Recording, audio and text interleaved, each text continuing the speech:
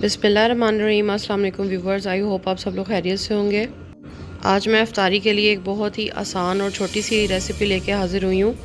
इसे आप ब्रेड पकोड़ा भी कह सकते हैं, ब्रेड सैंडविच भी कह सकते हैं।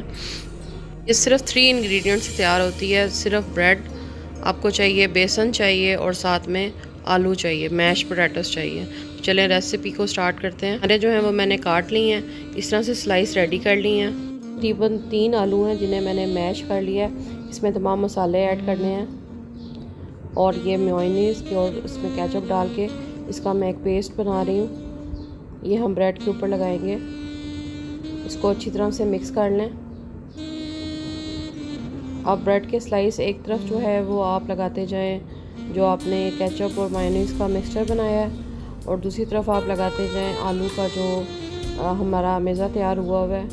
उसमें मैंने प्याज भी ऐड किए हुए हैं, धनिया, मिर्चें, नींबू का रस, थोड़ा सा चाट मसाला उसमें ऐड किया हुआ है। यानी सिंपली जिस तरह से हम लोग घर में कोई भी कटलस का या किसी भी चीज़ का मसाला तैयार करते हैं, बिल्कुल इसी तरह से ये मिक्सचर भी बनाया हुआ है। बहुत ही सिंपल रेसिपी है और बहुत ही टेस्टी रेसिपी है, ज़रूर ट्राई कीजिएगा। अब ये ब्रेड का एक तरफ जो स्लाइस है इसके ऊपर मैंने सारा जो मिक्सचर है आलू का ये लगाती जा रही हूँ, और इसकी दूसरी तरफ अब मैंने जो केचप और मायोनीज़ लगाया वो इसके ऊपर मैं लगा दूंगी और इस तरह से सैंडविच को कवर कर दूंगी।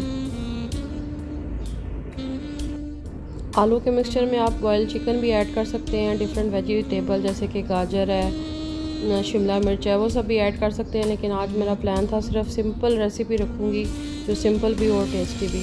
अब ब्रेड के एक सैंडविच को मैंने नाइफ़ की मदद से इस तरह से कट लगाना है और इसको 2 अलग अलग सैंडविचेस में डिवाइड कर लेना है, बिल्कुल इस तरह से। एक और करके दिखाती हूँ। अच्छा, नाइफ़ को सीधा रखेंगे तो ये होगा कि बिल्कुल प्लेन कटिंग होगी सैंडविच की, अदरवाइज़ ये हो सकता है कि ब्रेड दरमियान से टूट भी सकती है।